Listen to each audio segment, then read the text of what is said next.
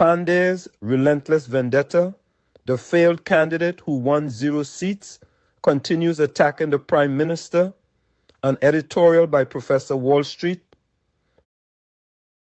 Michaela Panday's latest attack on Prime Minister Kamla Persad-Bissessar, this time regarding the so-called double tap issue, represents yet another installment in a relentless vendetta that has defined Panday's political existence since the UNC's electoral victory.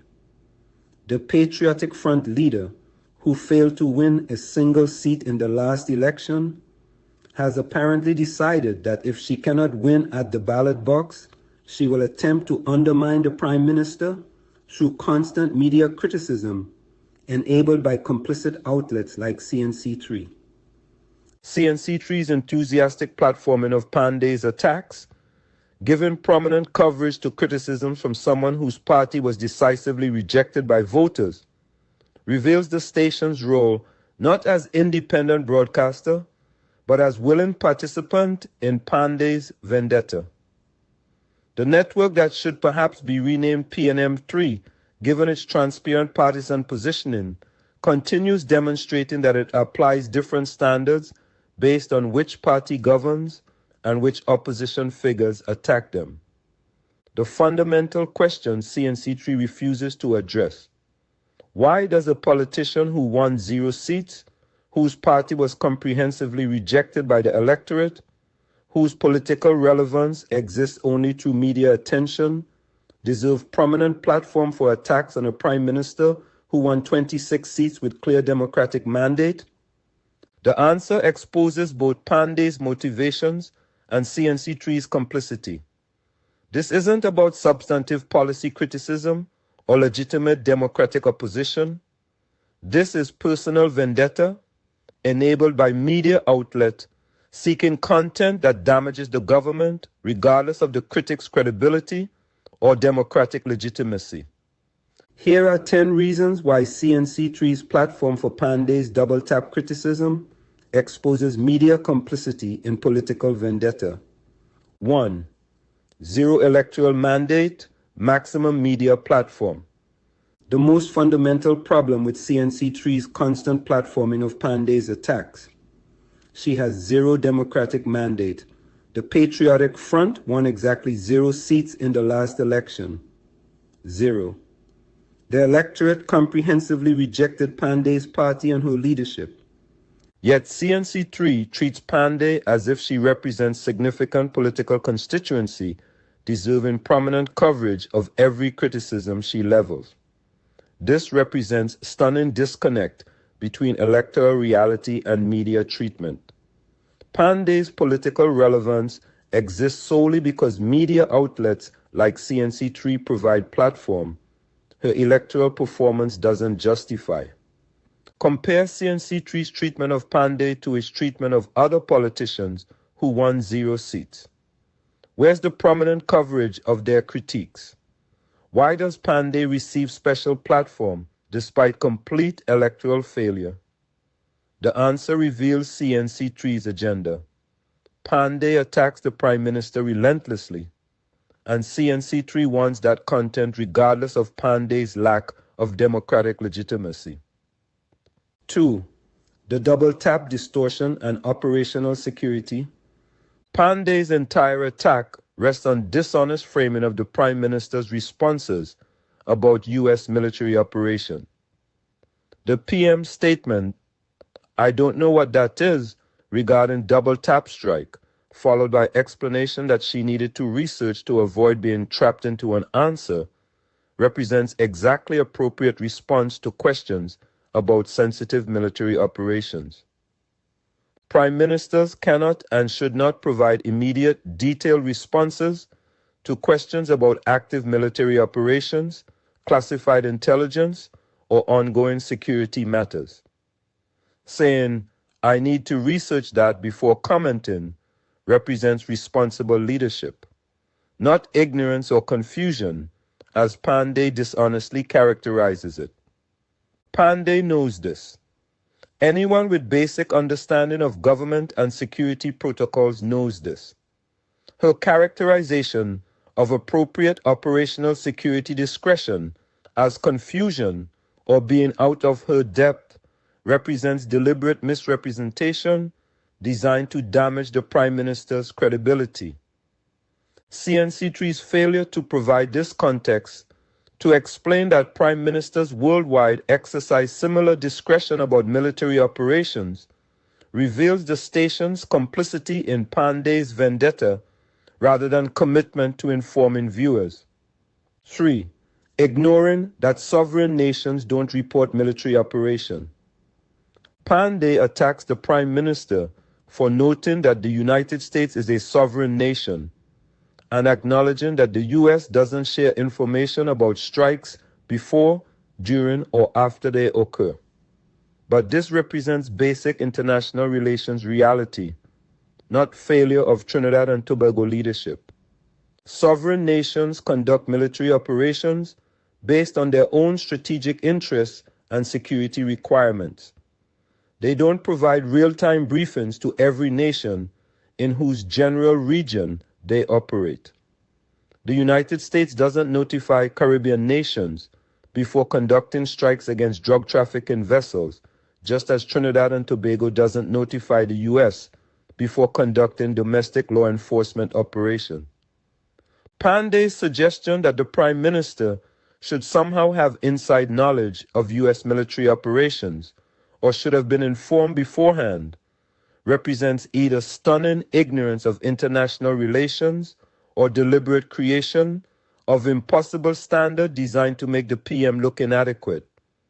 The Prime Minister's acknowledgement of this reality, that sovereign nations operate independently, demonstrates understanding of international relations, not the confusion Panday dishonestly claims. 4. The pattern Panday attacks everything regardless of merit. This double tap attack continues Panday's established pattern. Regardless of what the Prime Minister does or says, Panday finds fault.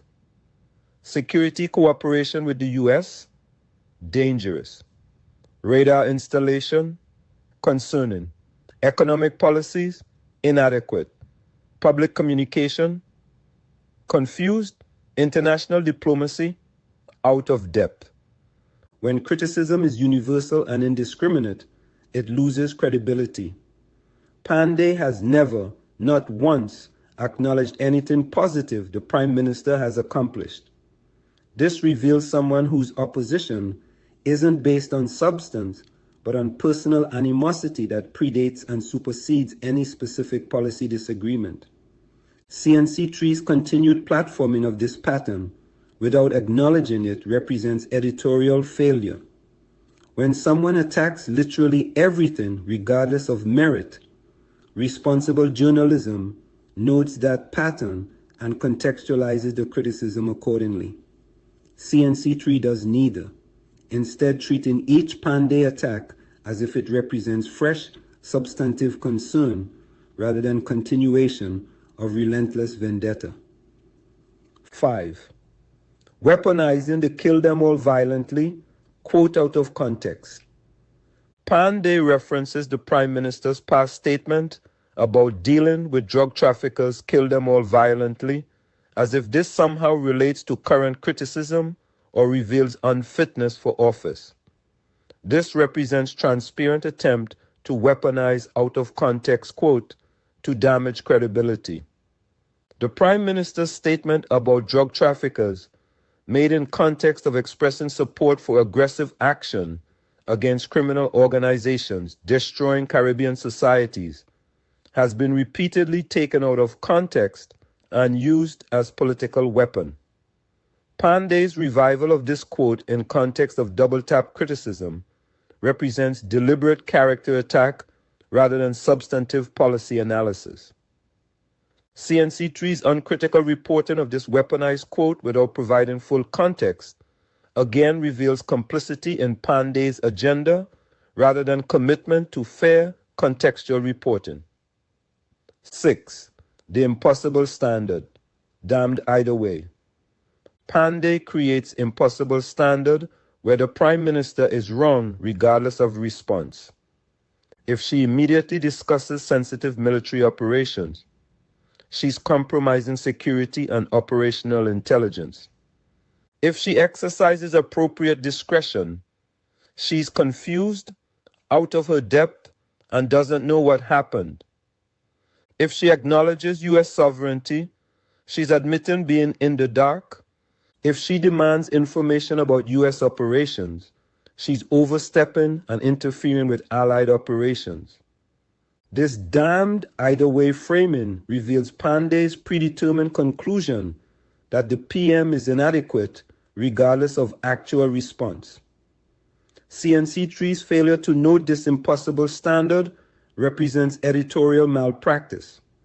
When critics apply standards that make any response wrong, responsible journalism identifies and challenges that dishonest framing. 7. Ignoring that Panday never governed successfully. Perhaps most ironic is Panday lecturing about leadership competence and crisis management when she has never successfully governed anything. The Patriotic Front won 0 seats. Panday has no executive experience managing national security, international relations, or crisis response. Yet CNC3 platforms her attacks on someone actually doing these jobs as if she possesses expertise her record doesn't support. This represents media enabling of armchair criticism from someone with zero demonstrated capacity for the work she criticizes. It's easy to attack decisions when you bear no responsibility for making them.